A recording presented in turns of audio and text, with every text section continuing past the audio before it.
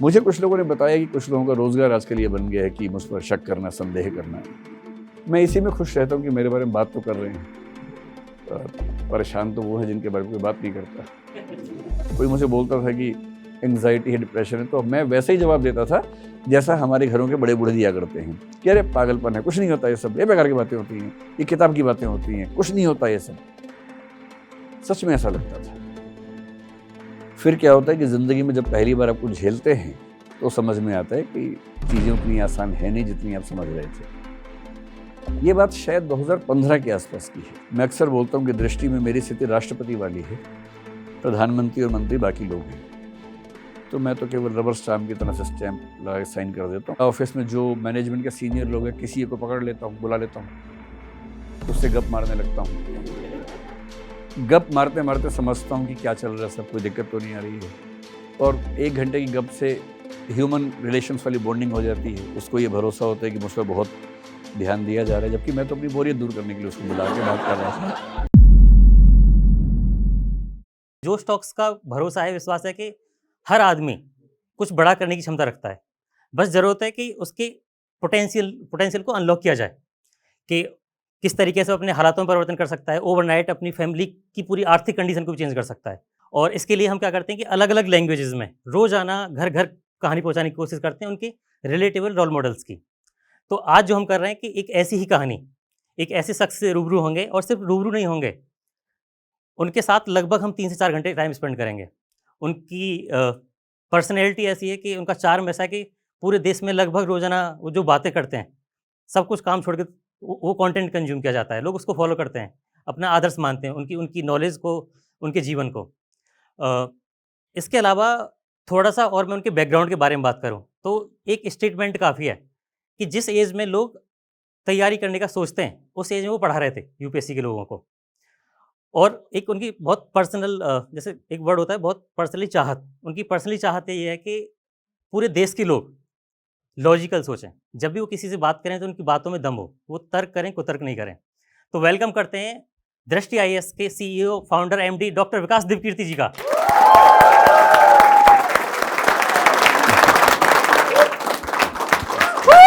खड़े पे ताली बजनी चाहिए।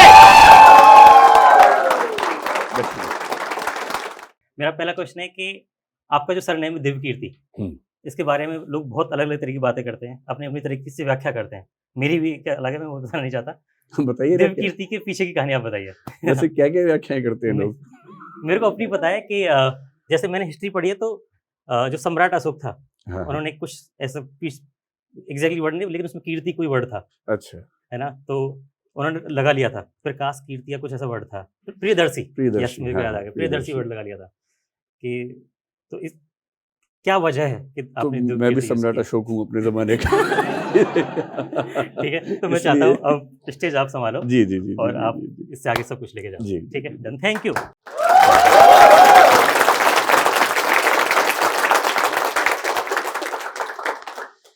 मेरे नाम में जो दिव्य कीर्ति है उसका संबंध मतलब मेरी चॉइस से नहीं है, मेरे फैमिली से है, परिवार से है।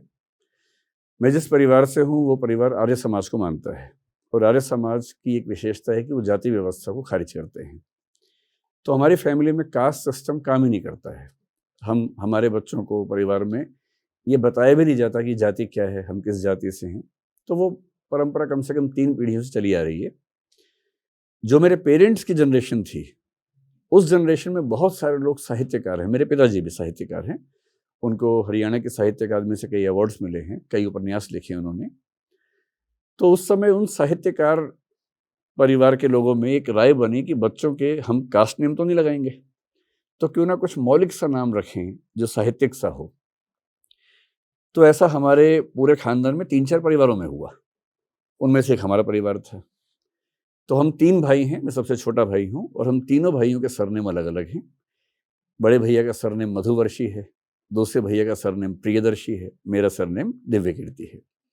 और वो मेरे पिताजी की और माताजी की साहित्यिक रुचियों का परिणाम है। जब मैं छोटा था तो मेरा नाम, जब सरनेम लगाया गया तो चक्रवर्ती लगाया गया था।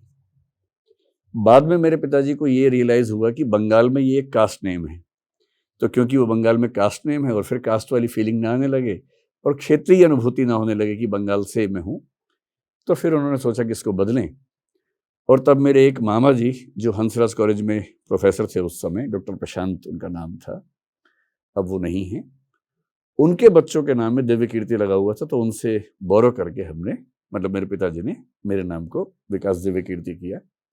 और 10th क्लास से पहले की बात है, तो मेरे सारे सर्टिफिकेट्स में, मेरे पासपोर्ट में, मेरे ड्राइविंग लाइसेंस में नाम विकास दिव्य कीर्ति ही है। ये रखा हुआ नाम नहीं है, ये मेरा ओरिजिनल और लीगल नेम है। ये केवल शौक से रखने वाला नाम नहीं है, यही मेरा वास्तविक नाम है, और इसमें मेरी कोई भूमिका नहीं है। ये मेरे पेरेंट्स का दिया हुआ एक उपहार है मुझे। मेरी बड़ी चाहत थी कि आपसे कभी इस तरीके से रूबरू हो पाऊं, अरे और वो वाह। आज मौका मिल गया मेरे को जोश टॉक्स के थ्रू। तो जी। सर मेरा एक सवाल ये है आपसे कि आपको लेकर के ना बहुत सारी भ्रांतियां फैली हुई हैं कि आपने यूपीएससी क्लियर किया था, आईएएस बने, फिर छोड़ दिया, और मतलब वो जितनी बार आप डिटेल में जाते हो ना सर्च करने के लिए, वो नई नई बातें निकल के आती है कि अच्छा नहीं, उन्होंने कभी क्लियर किया नहीं, कभी कुछ। जैसे एक कोट था, मैंने कहीं पे पढ़ा था, किसी टीचर ने मुझसे कहा था कि ये ना मुखर्जी नगर में सिर्फ वही जाते हैं जो खुद आईएएस नहीं बन पाते। तो मेरे को आपसे जानना था, क्योंकि अब ये मौका मिला है, तो बिल्कुल सीधा मैं आपसे ही जानना चाहता हूँ। ठीक भी है, जब कोई दुविधा हो तो पूछ ही लेना चाहिए। ये बात सही है कि पिछले कई दिनों से ऐसी बातें मैं भी सुनता हूँ कि ऐसी अफवाहें हैं, लेकिन अफवाहों का समाधान कहाँ करूँ, कैसे करूँ? तो मैंने कई साल के संकोच के बाद पहली बार पिछले साल एक इंटरव्यू दिया ललन टॉप को। उन्होंने भी ये सवाल मुझसे पूछा, आपने शायद वो देखा नहीं होगा क्योंकि मैंने उसमें इसका जवाब दिया हुआ है। जब उन्होंने मुझसे पूछा तो मैंने इसका जवाब वहाँ भी दिया, आज फिर दे देता हूँ। हालांकि मेरी व्यक्तिगत राय ये है कि मैं बहुत जवाब देने में यकीन नहीं रखता हूँ। किसी को मेरे बारे में गलत सोचना है तो मैं उसको पूरा मौका देता हूँ कि वो सोचे, न कि मैं उसको जवाब दे के उसको मतलब मैं क्यों उसको उसकी मौलिक कल्पनाओं से मुक्त कर दूं। अगर उसकी कल्पनाएं हैं, उसको मजा आ रहा है सोचने में, और यदि मेरे बारे में 4 गलत बातें बोलने से उसकी खुशी बढ़ रही है, उसका हैप्पीनेस इंडेक्स बढ़ रहा है, तो मैं क्यों उसकी खुशी कम करूं। लेकिन हाँ, सच ये है कि 1996 में जब मैं करीब 22 साल के आसपास का था, पहला अटेम्प्ट दिया था, मेरा सिलेक्शन पहले प्रयास में हो गया था यूपीएससी में। मैंने ललन टॉप में बताया था कि मेरा रोल नंबर क्या था, 97484 रोल नंबर था, 96 का अटेम्प्ट था, 384 रैंक मेरा आया था। प्रीलिम्स में सोशियोलॉजी विषय था, मेंस में सोशियोलॉजी और हिंदी साहित्य विषय थे। अगर आप इससे और ज़्यादा जानना चाहें तो मुख्य परीक्षा में मेरे हिंदी साहित्य में 343 नंबर थे, जीएस में 321 नंबर थे, सोशियोलॉजी में 247 थे, निबंध में 112 थे, और इंटरव्यू में 156 नंबर थे। और क्योंकि पहला अटेम्प्ट था उसकी याद रहती है जहन में। कुल 1169 नंबर आए थे, 384वां रैंक आया था। क्योंकि मैं माइल्ड नॉक नहीं पाया गया था उस मेडिकल टेस्ट में, तो मुझे CISF की सर्विस नहीं मिल पाई थी, असिस्टेंट कमांडेंट की। फिर मुझे CSS नाम की एक सर्विस, सेंट्रल सेक्रेटरीट सर्विस, जो होम मिनिस्ट्री काडर मुझे मिला था। मेरी ज्वाइन करने की इच्छा नहीं थी, तो मैंने ज्वाइनिंग एक दिन लेट की थी, 1 जुलाई के बदले 2 जुलाई को की थी। इस मूड से की थी कि रिजाइन करना ही करना है। और जल्दी ही फिर ऐसी स्थितियां बनी, कुछ मेडिकल प्रॉब्लम भी मुझे फील हो रही थी ऑफिस काम करने में, तो मेरे ख्याल से मैंने 8-10 महीने शायद काम किया होगा, फिर रिजाइन कर दिया। जिस दिन परिवार में सब लोग सहमत हो गए, उन्हें ये भरोसा हो गया, वैसे भरोसा हमेशा रखते थे मेरे ऊपर, उन्हें जब ये भरोसा हो गया कि ठीक है, उसूल वही है कि एक ही जिंदगी है, सारे प्रयोग उसी में करने हैं, उसी में प्रयोग करना है, उसी को जीना है। ये चांस तो है नहीं कि एक में प्रयोग कर दूसरी को जिएंगे। तो जो नौकरी अच्छी नहीं लग रही तो फिर मैं क्यों उसको ढोता, तो फाइनली उसको मैंने छोड़ दिया। फिलॉसफी में एक दार्शनिक है सार्त्र नाम के, जीन पॉल सार्त्र, बहुत प्रसिद्ध आदमी है। उनका कहना है कि मनुष्य की पूरी कहानी उन निर्णयों से बनती है जो वो लेता है, और आप कितना भी समझदारी से फैसला करेंगे, कभी ना कभी थोड़ा बहुत रिग्रेट उस फैसले को हो ही जाता है, क्योंकि हर फैसले के दोनों पक्ष होते हैं ना, फायदे भी नुकसान भी होते हैं। पर मैं ईमानदारी से कह रहा हूं कि ये मेरे जीवन का शायद अकेला बड़ा फैसला है जिसका रिग्रेट मुझे आज तक 1 सेकंड के लिए भी नहीं हुआ।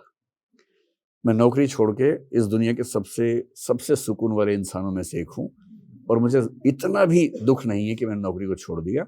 हमें होम मिनिस्ट्री में था और कुछ दिन अच्छे गुजरे थे वहाँ, लेकिन उससे बहुत अच्छे दिन मैं गुजार रहा हूँ नौकरी छोड़ने के बाद। ये सच है मेरे बारे में, जो आप जानना चाह रहे थे। अभी भी कोई शक है तो उसका इलाज मेरे पास नहीं है। और सच बात यह कि मुझे फर्क भी नहीं पड़ता इस बात से। अगर आप शक करते ही रहे तो मैं क्यों अपनी तबीयत खराब करूँगा ना। आप अगर आपकी रुचि है, आपको शौक है शक करने का, मुझे कुछ लोगों ने बताया कि कुछ लोगों का रोजगार आजकल ये बन गया है कि मुझ पर शक करना, संदेह करना। मैं इसी में खुश रहता हूँ कि मेरे बारे में बात तो कर रहे हैं, और परेशान तो वो है जिनके बारे में कोई बात नहीं करता। बात तो हो रही है कम से कम, तो वही ठीक है। तो अगर कोई आपसे पूछे, आप कह देना कि मैंने भी ये कठिन सवाल पूछा था पर इसका जवाब मिल गया, और जो तथ्य मैंने आपको दिए आप उसकी जांच सीबीआई से करवा सकते हैं। और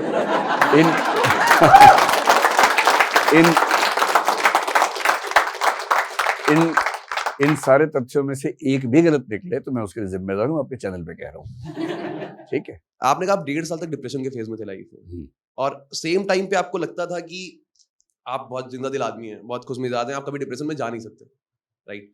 तो वो जो फेज आया लाइफ का कि आप डिप्रेशन में, आप सोचते थे नहीं जाएंगे, डिप्रेशन में गए, डिप्रेशन से बाहर निकल के आए, तो जाहिर सी बात है जो विचार पहले के रहे होंगे, जो एक आइडियोलॉजी रही होगी, उसमें बहुत सारे बदलाव आए होंगे। तो वो बदलाव क्या रहे, और मतलब क्यों, मतलब थॉट प्रोसेस जो आया आपका, पूरा इंसिडेंट में कुछ घटनाक्रम जानना चाहता हूँ उसके बारे में।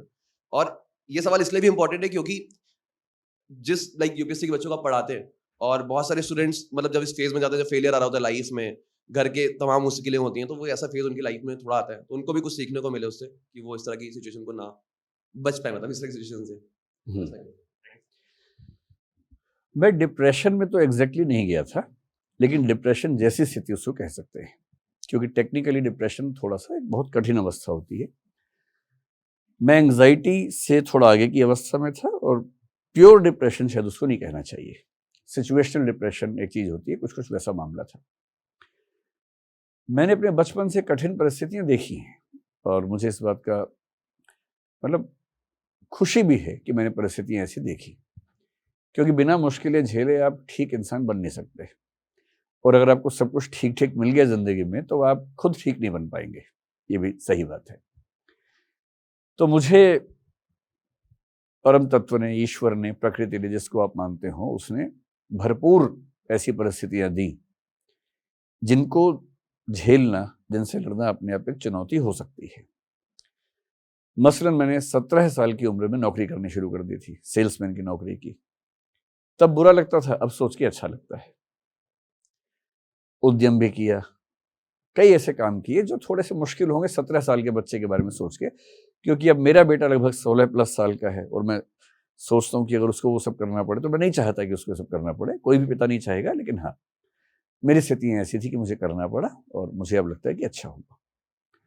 मजे की बात है कि उस दौर में मुझे डिप्रेशन कभी नहीं हुआ, शायद इसलिए कि उस उम्र में हमारे अंदर जोश बहुत ज्यादा होता है, हम बड़ी बड़ी चुनौतियों को आराम से झेल पाते हैं, तो शायद मुझे उस समय उत्साह ही रहता था, डिप्रेशन नहीं होता था।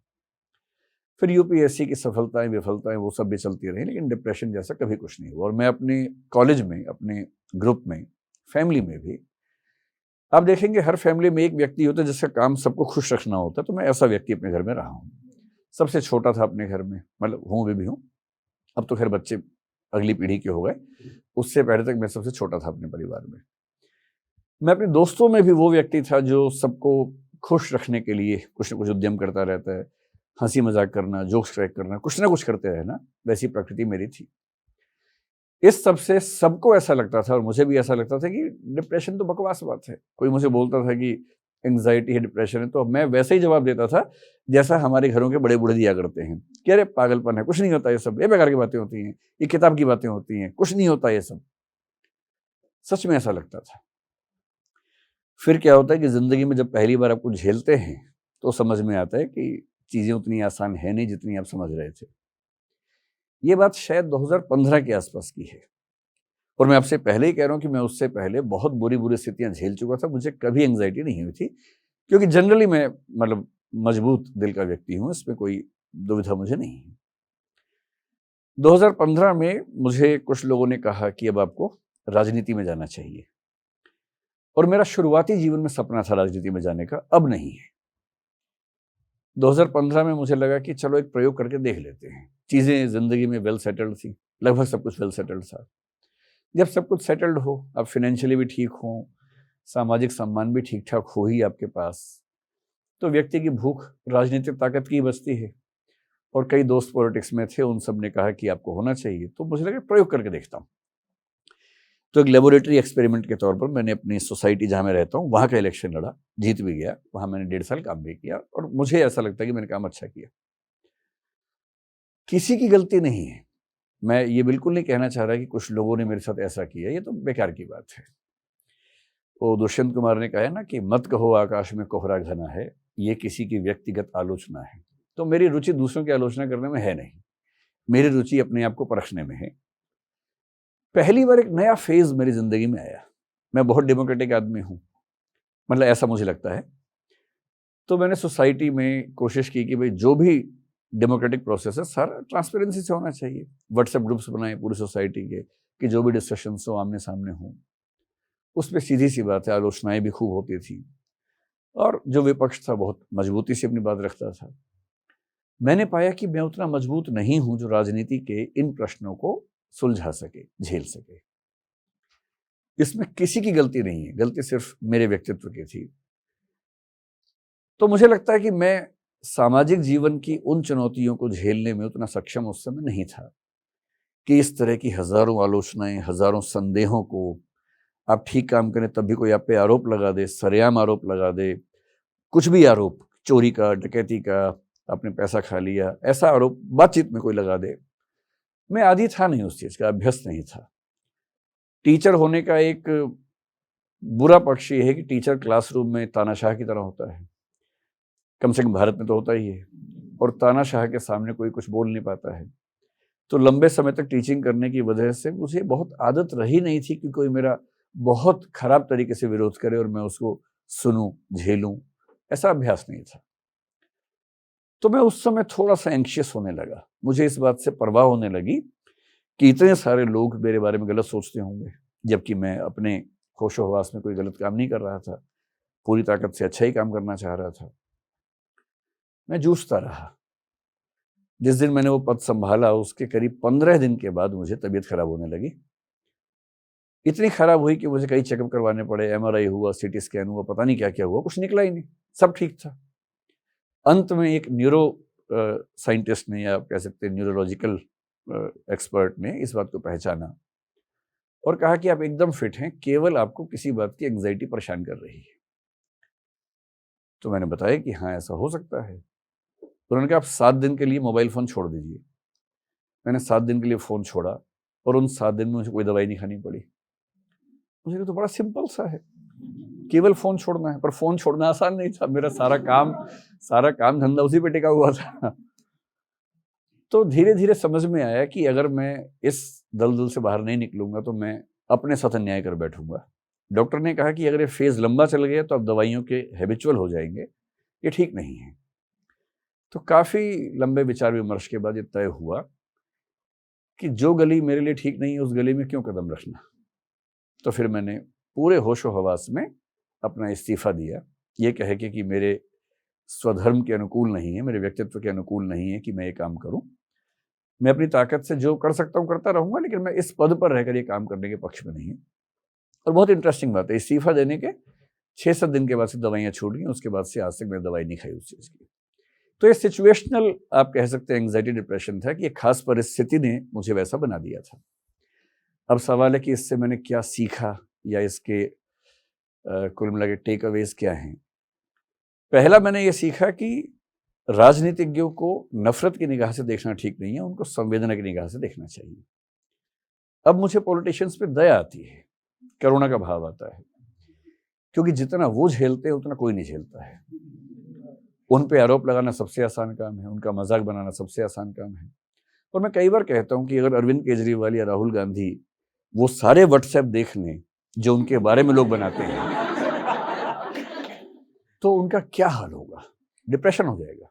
क्योंकि इतनी तरह की गलत बातें राजनेताओं के बारे में कही जाती हैं, तो उन राजनेताओं की टीम के लिए बहुत ज़रूरी होता है कि वो सिलेक्टिव इन्फॉर्मेशन, फिल्टर्ड इन्फॉर्मेशन उन तक पहुंचाए, सारी इन्फॉर्मेशन ना पहुंचाए। तो पहला जो मेरा मिजाज बदला वो ये कि राजनेता बुरे नहीं है, राजनेता एक बहुत बड़ा पेन, बहुत बड़ा पत्थर अपनी छाती पे रखते हैं और हमें उनके प्रति संवेदनशील होना चाहिए।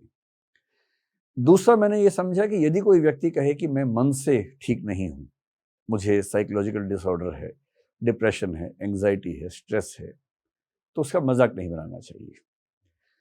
मजाक हो सकता है आप उड़ाते ना हो पर मन में बनाते हो शायद, वो भी ठीक नहीं है। जिस तरह से हमारा शरीर बीमार हो सकता है वैसे हमारी चेतना भी बीमार हो सकती है, और चेतना के बीमार होने के बहुत सारे प्रमाण अब तो मेडिकल साइंस के पास है। तो उसके बाद से जब मुझे कोई ऐसा व्यक्ति मिलता है जो डिप्रेशन की बात करता है तो मैं बहुत सचेत होकर, बहुत सहृदय होकर उसकी बात सुनने का प्रयास करता हूँ। ना सुन पाऊं तो किसी से बात करवाता हूं ताकि उसको थोड़ा सा सुकून मिल जाए। तीसरी सीख मैंने ये ली कि देखिए जीवन एक ही है और करने को इतनी चीजें हैं कि जीवन कम पड़ जाएगा। इसलिए सबसे महत्वपूर्ण है कि आप अपनी प्रायोरिटीज तय कर लें, आपके लिए क्या ज्यादा महत्वपूर्ण है। और तब से मैंने तय किया कि मैं कोई ऐसा काम नहीं करूंगा जो मेरे मूल व्यक्तित्व या स्वधर्म के खिलाफ है।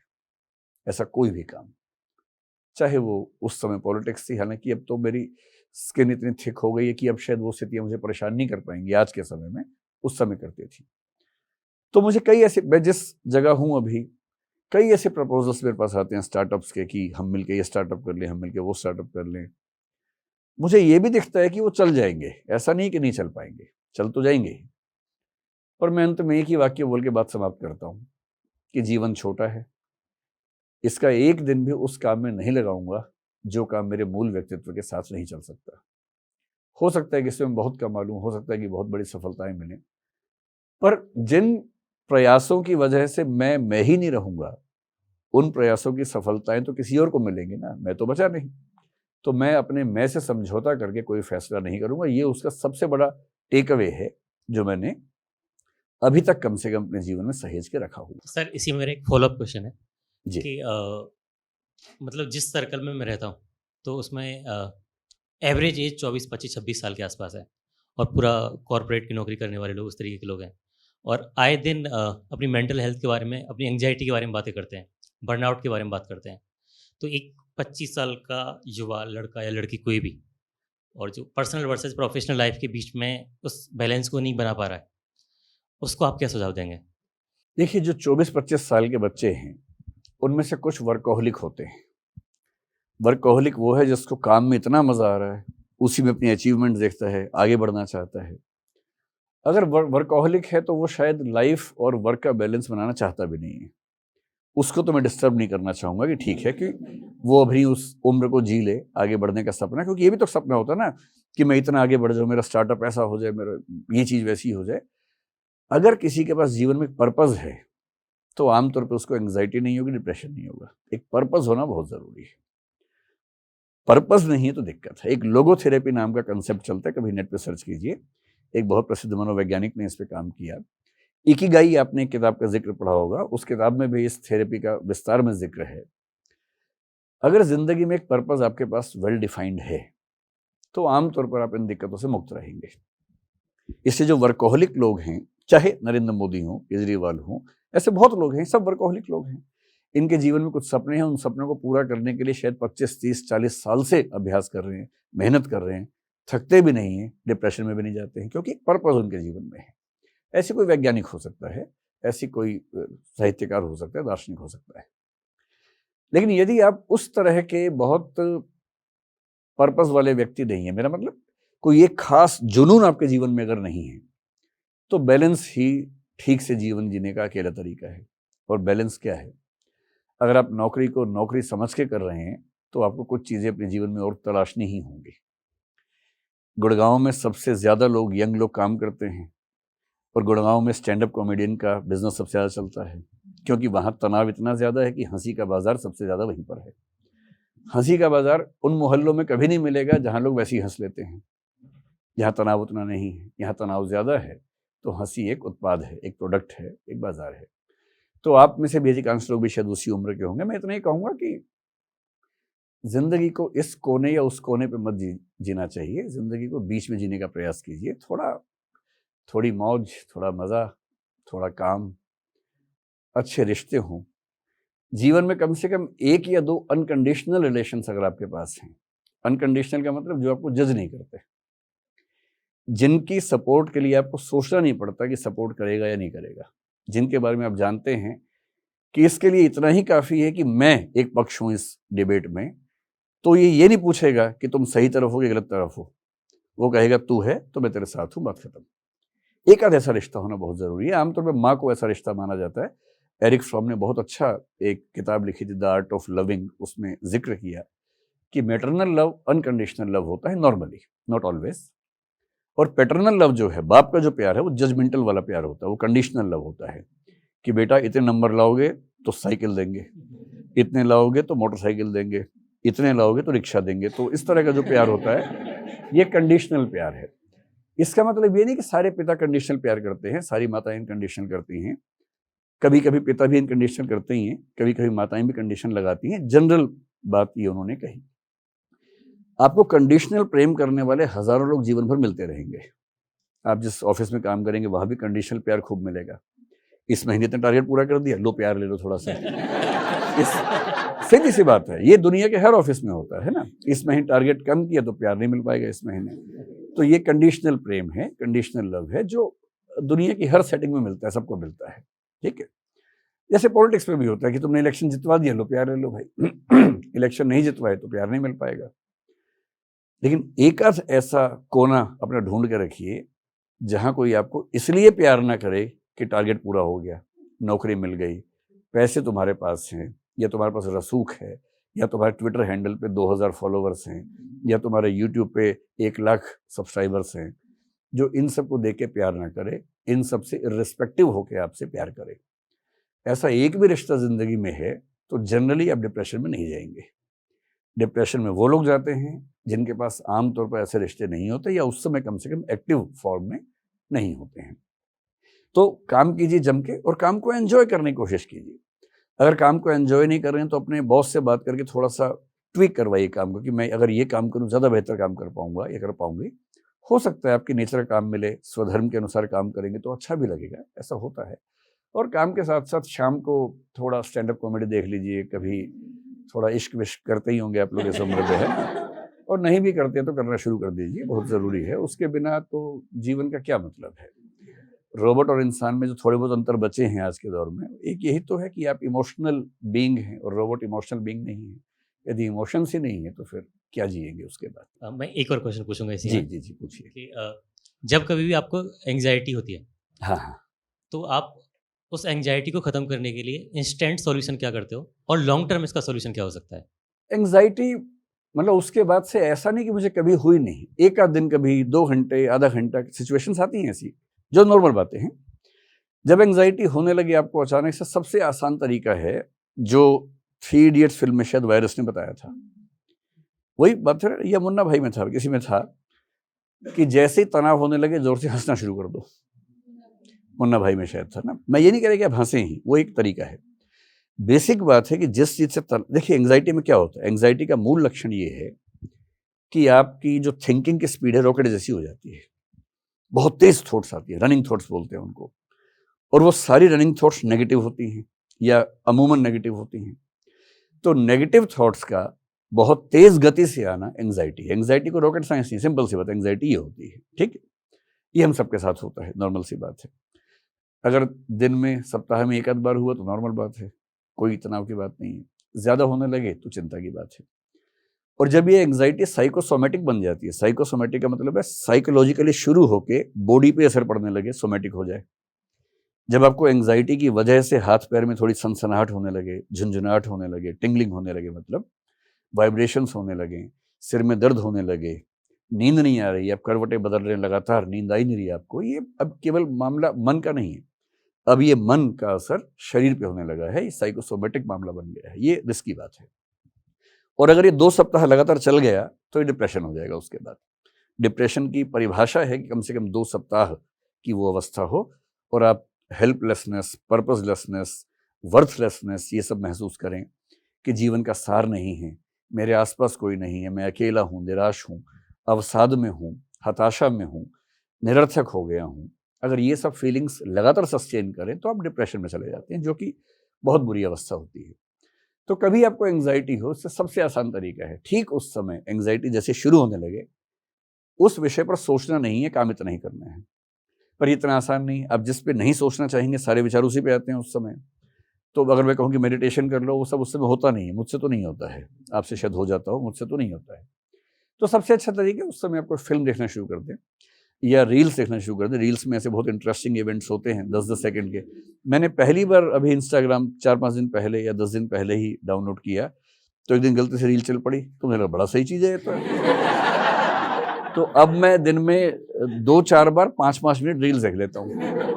उसमें बहुत जोकर टाइप के लोग भी होते हैं, बड़ी हंसी आती है, हंसी मजाक भी, कभी डांस देख लिया, कभी कुछ देख लिया, लेकिन कुल मिला के मन लग जाता है। तो अगर आप रील्स रात दिन देख रहे हैं तो दिक्कत है, लेकिन 1 घंटे में 1 मिनट रील देख के अगर आपका मन बहल जाता है तो क्या बुराई है। तो जब भी ऐसा एंग्जाइटी जैसा हो, कुछ तुरंत दिमाग बदलिए, कोई गेम खेल लीजिए।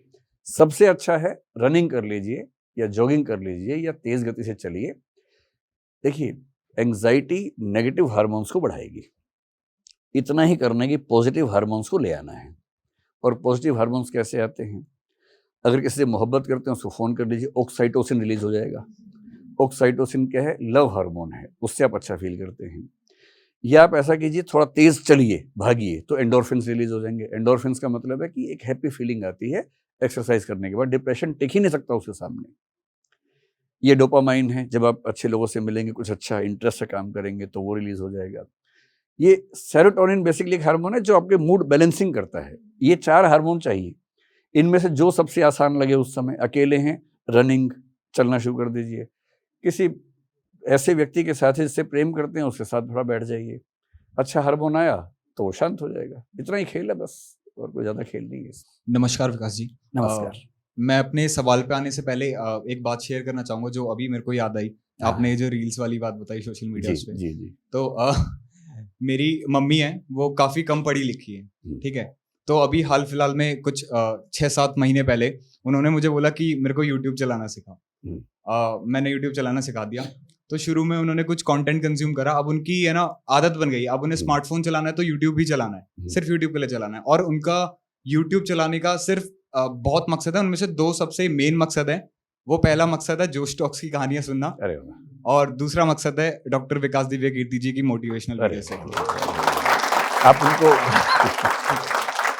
और मतलब मैं काफ़ी एक्साइटेड हूँ क्योंकि जो इमोशन मेरी मम्मी से जुड़ा हुआ है, वो दोनों ही इमोशन मैं एट अ सेम टाइम अभी फील कर पा रहा हूँ। तो शायद लड़खड़ा जाऊँ बोलते हुए, या मेरे हाथों में कंपन से आपको पता चल जाए। मैं सवाल पे आता हूँ अब। आप दृष्टि IAS संभालते हैं, इतने सारे सेंटर्स हैं, सैकड़ों टीम मेंबर्स, हज़ारों एस्पिरेंट्स। आप ये सब कैसे मैनेज करते हैं? और आपकी जो पर्सनल लाइफ है और प्रोफेशनल लाइफ है, खासकर कि एक अध्यापक के तौर पर आप ये बैलेंस कैसे कर पाते हैं? मैं ये जानना चाहता हूँ। चलिए, 2 बातें। पहले तो मेरी मम्मी को मेरी ओर से पैर छू लीजिएगा, उनके प्रणाम कर दीजिएगा और मेरा शुक्रिया कह दीजिएगा उनको। Thank you sir.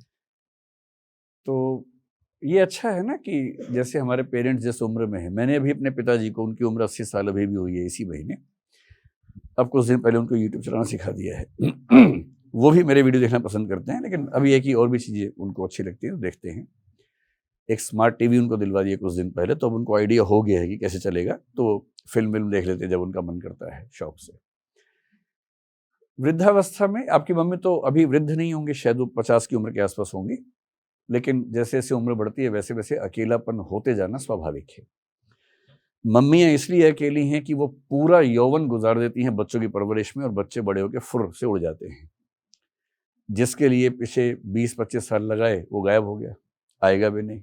बेशक वायदे करके जाएगी जल्दी ही आऊँगा, आता तो नहीं, आप भी नहीं जा पाएंगे, सीधी सी बात है ना, क्योंकि आपका करियर है, नौकरी है, सब चीज़ें हैं।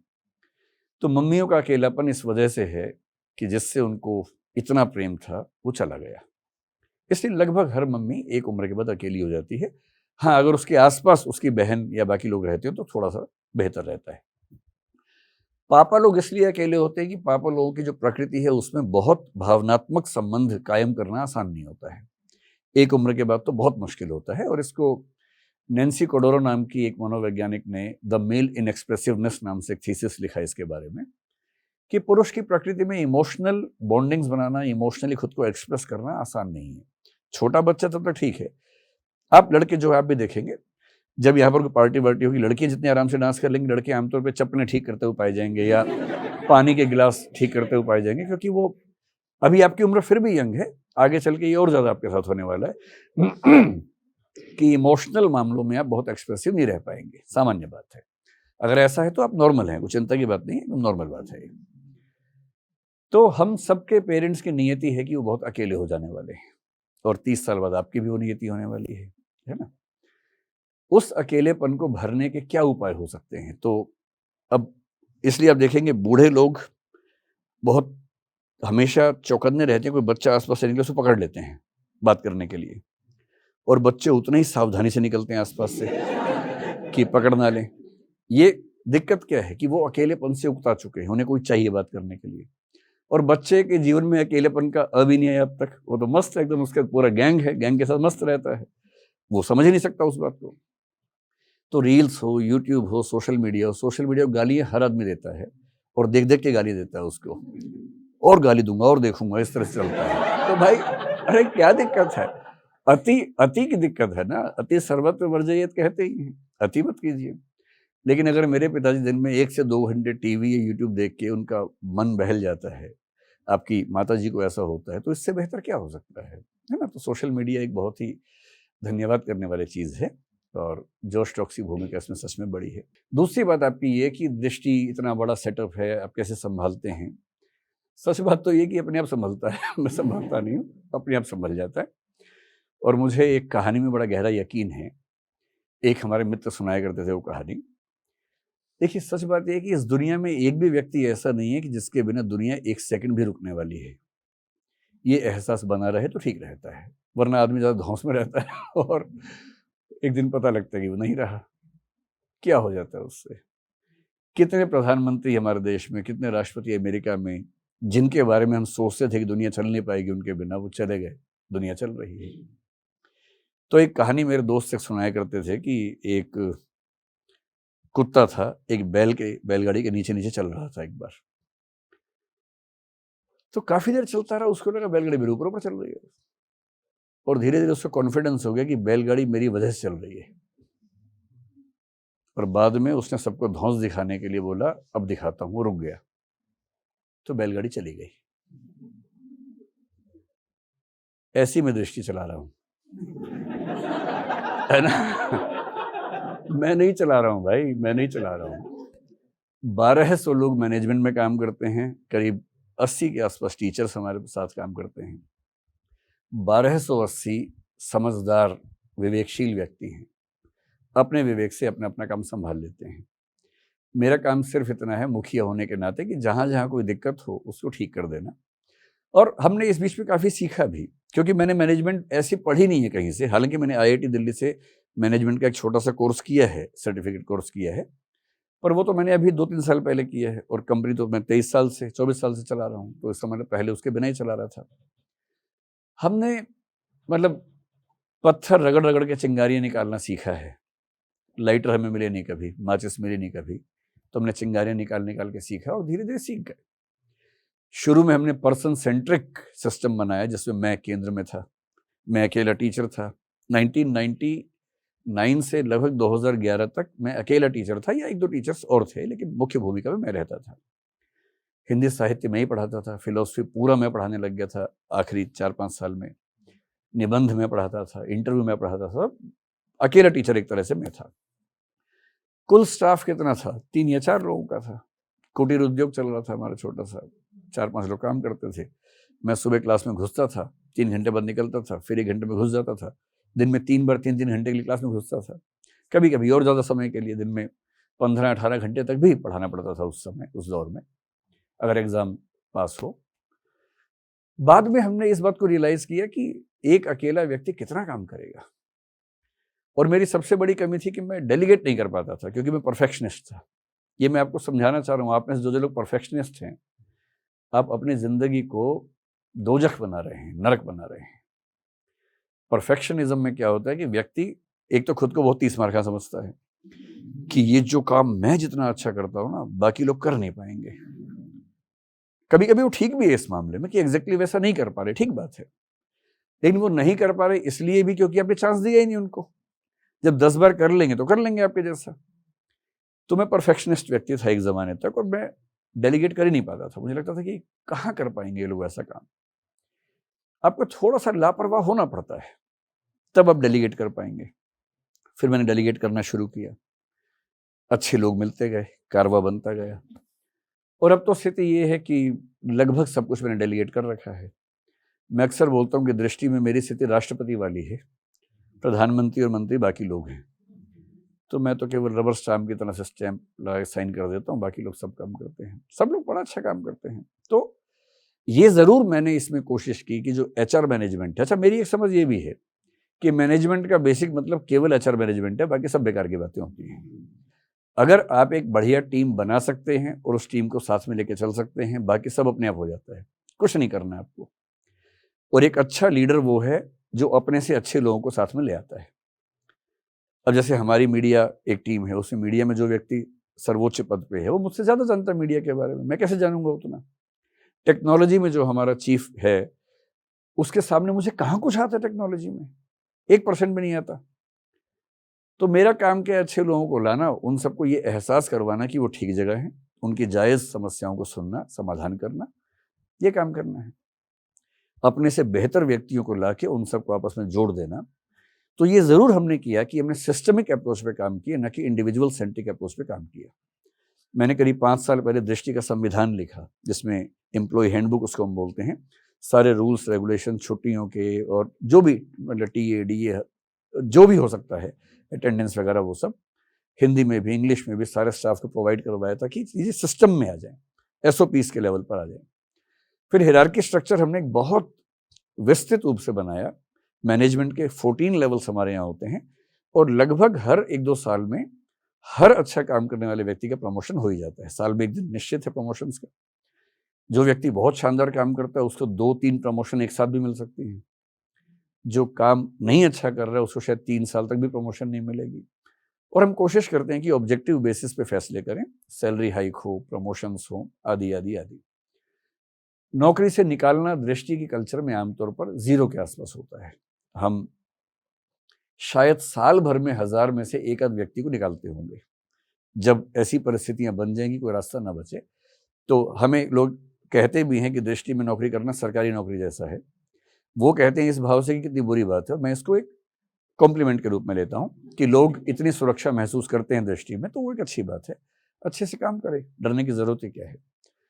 तो कुल मिला के हो जाता है, सब लोग बहुत सारे हैं, अच्छा काम कर रहे हैं। टीचर्स, जितने अच्छे टीचर्स IAS की दुनिया में हैं, लगभग वो सारे दृष्टि में पढ़ाते हैं, इतने शानदार लोग हैं। और ये ज़रूर है कि जब से मैं इस सब चीज़ों में उलझा हूँ, मुझे टीचिंग का टाइम कम मिलता है, जो मेरी पहली मोहब्बत है। मेरी पहली मोहब्बत टीचिंग है। क्लासरूम में चला जाता हूँ तो 3 घंटे मुझे लगता है कि मैं स्पिरिचुअल स्थिति में हूँ, मेडिटेशन कर रहा हूँ। वो कम हो गया है क्योंकि मुझे काम नहीं करना पड़ता, लेकिन हर समय चौकन्ना रहना पड़ता है कि कभी कोई दिक्कत आई तो सॉल्व करना पड़ेगा। दिक्कत आमतौर पे आती नहीं है। उदाहरण से समझना हो तो ट्रेन में जाएंगे तो एक चेन लगी होती है ऊपर खींचने वाली, तो मैं दृष्टि में वो चेन हूँ। ट्रेन चल रही है, जब तक चेन नहीं खींचेगी ट्रेन चलती जाएगी। चेन खींचेगी तो काम करना पड़ेगा। चेन खींचती है हफ्ते में एक आध बार, तब मैं संभाल लेता हूँ, पर वो चेन कब खींचेगी पहले पता नहीं होता। तो चौकन्ना रहना होता है 24/7। जब चेन खींचती है मैं एक्टिव हो जाता हूँ। और ऐसे दुनिया चल रही है। दुनिया में कोई ऐसा नहीं कि उसकी वजह से दुनिया चल रही हो। बैलगाड़ी चल रही है तो नीचे नीचे हीरो बन जाते हैं। सर मेरा ना इसी में एक फॉलोअप क्वेश्चन है कि जैसे आपने परफेक्शन वर्सेस डेलीगेशन की बात करी, तो डेलीगेट करने के बाद दृष्टि लगातार बहुत ऊंचाइयां छू रहा है, जो कि बहुत ही अच्छी बात है क्योंकि आपने बहुत अच्छी टीम बनाई। इसके अलावा आप अपने, क्योंकि अब आप काफ़ी फ्री हो गए होगे फिर है ना, तो आप अपने दिन को प्रोडक्टिव कैसे करते हो? आपका पूरा दिन दिखता कैसे है? सुबह से लेके रात के सोने तक आप अपने दिन पूरे टाइम को प्रोडक्टिव कैसे बनाते हो? जहाँ तक बात है कि मैं अपना दिन कैसे मैनेज करता हूँ, आप शायद सुनना चाह रहे हैं कि मैं सुबह 5 बजे उठ के सैर पे जाता हूँ और मेरे साथ साथ 2 लोग चलते हैं, मुझे रिपोर्ट देते हैं दिन भर की। ऐसा कुछ नहीं होता है मेरे जीवन में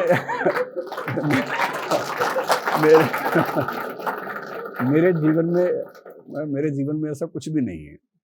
मैं सुबह आराम से 9, साढ़े 9, 10 बजे उठता हूँ, एकदम आराम से उठता हूँ।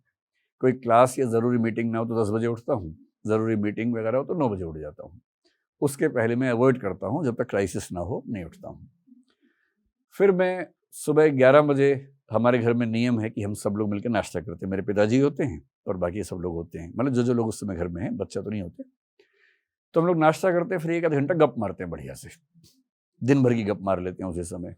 तो 11 से 12, कभी कभी 12:30 हम गप चलाते हैं। उसके बाद फिर मैं अगर पहले नहा लिया हूँ तो तैयार होकर चला जाता हूँ, नहीं तो उसके आधे घंटे बाद फिर नहाता हूँ, फिर ऑफिस जाता हूँ। मेरा ऑफिस जाने का टाइम कुछ फिक्स नहीं होता है, इसलिए मेरे ऑफिस के लोग मेरी मीटिंग 1 से पहले कभी नहीं रखते हैं। जैसे आज भी मैं 3 बजे आया हूँ यहाँ पर इसमें ये तो बाई चांस आप ही ने 3 बजे बोला, मैं खुश हो गया। अगर आप 10 बजे बोलते भी तो मैं फिर 3 बजे करवाता किसी तरह से, क्योंकि मेरे लिए बड़ा मुश्किल होता उससे पहले। तो मैं 1 बजे ऑफिस जाता हूँ, 1 से 2 तक मैं ज़रूरी मीटिंग्स अगर कोई हो तो वो पूरी कर लेता हूँ। उसके बाद कोई काम होता ही नहीं मेरे पास, फिर मैं कुछ अपने काम करने लग जाता हूँ, या ऑफिस में जो मैनेजमेंट के सीनियर लोग हैं किसी को पकड़ लेता हूँ, बुला लेता हूँ, उससे गप मारने लगता हूँ। गप मारते मारते समझता हूँ कि क्या चल रहा है, सब कोई दिक्कत तो नहीं आ रही है, और 1 घंटे की गप से ह्यूमन रिलेशंस वाली बॉन्डिंग हो जाती है। उसको ये भरोसा होता है कि मुझ पर बहुत ध्यान दिया जा रहा है, जबकि मैं तो अपनी बोरियत दूर करने के लिए उसको बुला के बात कर रहा था। तो ऐसे में दिन में 3-4 सीनियर मेंबर्स को बुला के अपनी बोरियत दूर करता हूँ, और इससे ये एहसास और घना हो जाता है कि हम सब मिलके काम कर रहे हैं। फिर शाम को मैं सबको बुला लेता हूँ एक साथ, जितने भी 7-8 सीनियर मोस्ट लोग हैं, कैबिनेट के समझ लीजिए, हम सब मिलके एक ब्लैक कॉफ़ी साथ में पी लेते हैं। मतलब मैं ब्लैक कॉफ़ी पीता हूँ, वो भी आमतौर पर पी लेते हैं, कभी कुछ और पीना चाहें वो पी लें। तो हम आधा पौना घंटा सामान्य बात से हंसी ठहाके मार लेते हैं। फिर ठहाके मारने के बाद मैं निकल जाता हूँ ऑफिस से। वो लोग थोड़ी देर रहते हैं, उसके बाद वो फिर अपने अंडर जो 5-6 उनके साथ ठहाके मारते हैं और इस तरह से हमारा काम चल जाता है। और महीने 2 महीने में टीचर जितने भी हैं एक सेंटर पे, उन सबको बुला लेता हूँ डिनर पे, फिर हम वहाँ ठहाके मार लेते हैं, वो सब भी खुश रहते हैं। फिर मैं जब घर चला जाता हूँ तो मैं जनरली 1 घंटा सैर ज़रूर करता हूँ, और वो आमतौर पे रात को 12 से 1 बजे के आसपास, कभी 1 से 2, कभी 11 से 12, मतलब जब लोग सड़क पे निकलना बंद कर दें उस समय, ताकि ज़्यादा लोग मिले नहीं, डिस्टर्ब ना करें, सोसाइटी के अंदर ही करता हूँ। तो मैं सर्दियों में भी, जैसे आजकल सर्दियाँ बहुत ज़्यादा, तब भी, जैसे कल भी मैंने करीब 11:30 साढ़े 12 तक सैर की रात को, वो मेरा रूटीन है। वो 1 घंटा ऐसा है कि उसमें वो क्या एंडोर्फिन्स रिलीज़ करवा लेता हूँ थोड़े से। एंडोर्फिन रिलीज होने से मन बड़ा निश्चिंत रहता है, बड़ी खुशी होती है। और तब हमारे जो मैनेजमेंट के सीनियर मोस्ट मेंबर है मेरे एकदम बाद, जो डेप्यूटी CEO हैं, विवेक नाम है उनका, वो उस समय मेरे साथ होते हैं, और वो कम से कम आधा घंटा रहते हैं, दिन भर का ब्रीफ करके अगर कोई मामला फंसा हो वहीं फैसला हो जाता है, सैर पे ही। सैर के बाद मैं घर जाता हूँ, आमतौर पर 12 बजे। 12 से 3 तक मैं पढ़ता हूँ रोज़। क्या पढ़ता हूँ मुझे भी नहीं पता होता, लेकिन कुछ ना कुछ पढ़ता हूँ। अगर पहले से तय है, जैसे मान लो किसी विषय पर वीडियो बनाना है मुझे, रिसर्च करनी है तो रिसर्च करता हूँ। कभी कभी ऐसा होता है कि रिसर्च का कोई इमीडिएट टॉपिक सामने नहीं है, तो मैं कोई भी किताब, मेरे पास मतलब उस स्टडी रूम में करीब 1,500 बुक्स होंगी मेरे ख्याल से, तो उनमें से कोई एक बुक उठा लेता हूँ जो मुझे लगता है कि इस समय पढ़ना ठीक रहेगा, या नेट पे ही कुछ निकाल लेता हूँ। 3 बजे मैं पढ़ने के बाद सोता हूँ, ये मेरा सामान्य रूटीन है। अगर मैं 2-3 घंटे रात को ना पढ़ूँ तो मैं बेचैन हो जाता हूँ, एंग्जाइटी होने लगती है। तो पढ़ाई ना हो और सैर ना हो और सुबह नाश्ते पर परिवार से लंबी बात ना हो, तो मुझे लगता है कि मेरा दिन अधूरा चला गया। तो मेरे दिन को पूरा करने के यही 3 ज़रूरी काम हैं। बाकी तो मैं मौज मस्ती के लिए सबसे बात करके हंसी मजाक करता रहता हूँ, और दृष्टि ऐसी चल रही है। सरकारी स्कूलों की शिक्षा व्यवस्था कैसी है हम सबको पता है, और इसलिए जब आप सब अपने बच्चों को अंग्रेजी माध्यम के ही स्कूल में भेजेंगे और आज से 30 साल बाद फिर मुझसे पूछेंगे कि हिंदी का रिजल्ट अच्छा क्यों नहीं आ रहा है, तो मैं कहूँगा इसकी वजह केवल मैं नहीं, इसकी वजह यूपीएससी की तैयारी करने की प्रक्रिया नहीं। मेरी शुरू से ये धारणा रही है कि कोई अच्छा कॉलेज इसलिए अच्छा नहीं होता कि वहाँ टीचर्स अच्छे, वो इसलिए अच्छा होता है क्योंकि वहाँ बच्चे अच्छे होते हैं। और ये बात एजुकेशन में स्थापित सिद्धांतों में से एक है। संस्थानों का चुनाव कैसे करें जी। जो बहुत बड़े हैं, फेमस हैं, वो उनके बजट में नहीं है, और जो उनके बजट में है, अफोर्डेबल है, तो एक धारणा बनी हुई है कि ये वो उस लेवल का इन डेप्थ नॉलेज या वो माहौल जो उन इंस्टीट्यूट्स में मिल सकता है वो नहीं मिल पाएगा। ऐसे में बीच का रास्ता क्या हो सकता है ऐसे विद्यार्थियों के लिए? अब क्योंकि इस मामले में खुद भी एक पार्टी हूँ, तो अच्छा अच्छा तो नहीं लगता कि मैं इसका जवाब दूं, क्योंकि मैं जो भी जवाब दूंगा उसमें बायस आप देख पाएंगे, शायद बायसनेस का स्कोप बनता है इसमें। और मेरी सामान्य समझ इस मामले में ये है कि आपकी कहानी में भी एक चीज़ मतलब समझने को मिलती है कि आप पहले पॉलिटिक्स की तरफ किसी ने सजेशन दिया तो पॉलिटिक्स में ट्राई करने का सोचा, इलेक्शन वो लड़ा सोसाइटी का, देन यूपीएससी किया, उसको 9 महीने किया और फिर उसको छोड़ दिया और फिर टीचिंग में आ गए। तो मुझे लगता है कुछ लोगों का ये प्रोसेस बहुत लंबा हो जाता है कि ट्राई करते रहते हैं, उसमें चक्कर में ज़िंदगी बीत जाती है, पता ही नहीं चलता करना क्या चाहते हैं। लेकिन आप कुछ सलाह देना चाहते हैं इस बारे में कि आप मतलब कैसे पता करे इंसान कि एक्चुअल में वो क्या करना चाहता है, या फिर उसको वो चीज़ करेगा तो सेटल हो जाएगी, या सेटल या फिर वही। ये बड़ा मुश्किल सवाल पूछ लिया आपने, लेकिन बहुत ज़रूरी सवाल ये है।